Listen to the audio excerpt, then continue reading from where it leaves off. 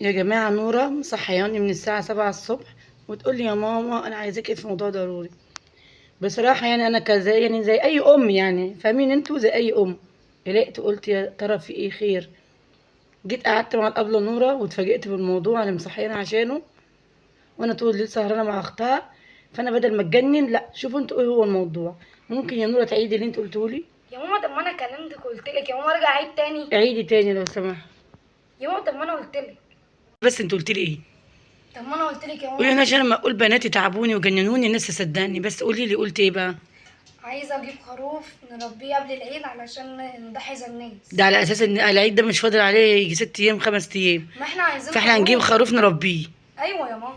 ايوه ايه يا ماما؟ عايزين نجيب لحمه يا ماما نعمل تشويحه الصبح. ماشي، ما انا هجيب لكم لحمه وهجيب لكم تشويحه. لا، المشكله عايزة عندك في ايه؟ عايزه اضحي، عايزه اذبح زي ما الناس بتذبح ونعمل ايدينا. يعني جت السنه دي، جت على السنه دي وعايزه تضحي وعايزه تذبحي زي ما الناس بتذبح؟ عايزين خروف.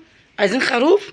طب يا ماما انت سمعتي يا ماما الاسعار وشفتي الخروف بكام ولا لسه ما تعرفيش؟ شفت يا ماما وفيها ايه يعني لما نجيب يعني ضحيه ونضحي فيها ايه؟ فيها ايه؟ لا مفيش حاجه، مفيش، ما انا هدفع بالنسبه ان الاسعار رخيصه. وماله يا ماما؟ يعني انت مصحياني الساعه 7 الصبح اه وانا ما نمتش طول الليل انا كنت لابسه عشان رايحة تكلميني الامتحان. في الضحيه. وبكلم واحده زميلتي فبتقول لي فبقول لها ايه الصوت دوت، بتقول لي دي الضحيه اللي هنضحي عليها. ضربت في دماغي بقى ان احنا نجيب ضحيه احنا كمان. لو زعلانه على الصوت هشغل لك ماء طول النهار. لو زي ما انا قلت لك كده، لو زعلانه على الصوت اخلي اخواتك طول النهار يمقولك في الشقه واشغل لك صوت الخروف ال 24 ساعه. عايزه حاجه تاني؟ لا عايزه لحمه برضه، عايزه اضحي. هجيب لك لحمه. طيب لا مش عايزه لحمه، انا عايزه اضحي. طب اعمل ايه انا يعني بالنسبه للاسعار اللي احنا فيها دي عشان نضحي؟ يعني مش هتجيبي لي خروف لا مش هجيب، هكدب. ولا هتجيبي حاجه؟ لا هجيب لحمه، هجيب ضحيه. رايحه فين يا مجنون؟ خدي تعالي سايباني وماشيه ازاي؟ يا ماما انا يعني هجيب ازاي؟ انا هجيب خروف. طب تعالي بس اقعدي كده وفهميني هتجيبي خروف ازاي؟ انا هجيب خروف. انت فاكره اسعار رخيصه يا ماما؟ تعرفيش الاسعار عامله ازاي؟ انا هجيب خروف، انت مش عايزه تجيب، انا هجيب بفلوسي واوريك الخروف. يعني هتجيبي خروف؟ يعني مش عارفه سعر الخروف بكام؟ انا هجيب. هدانك موزالي بقى 24 ساعه في الشقه، وتيجي تروحي بقى تعملي لي وتجيبي لي ملحق تاني في المعهد وتقولي اصل انا كنت زعلانه عشان الخروف.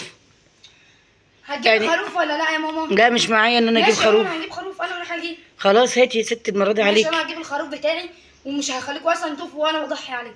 كمان عايزين انت اللي تذبحيه؟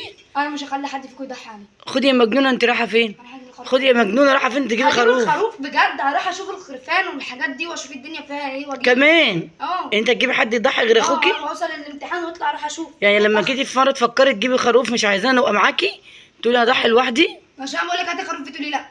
يا بنتي انت مجنونه، انت عايزه مني ايه على طب الصبح؟ يا ماما هاتي بجد، عايزين نضحي السنه دي. مش يعني مش هتوقفينا معاكي في الضحيه دي؟ لا ولا هخليكوا اصلا تاخدوا منها حاجه. ده عشان انت معاكي فلوس الخروف يعني؟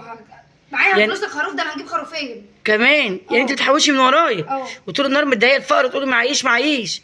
كل ما اطلب منك حاجه تقولي مش معايا. بس الخروفين انا هروح اجيب الخروف واجي. روحي يا ستي نستنى الخروف.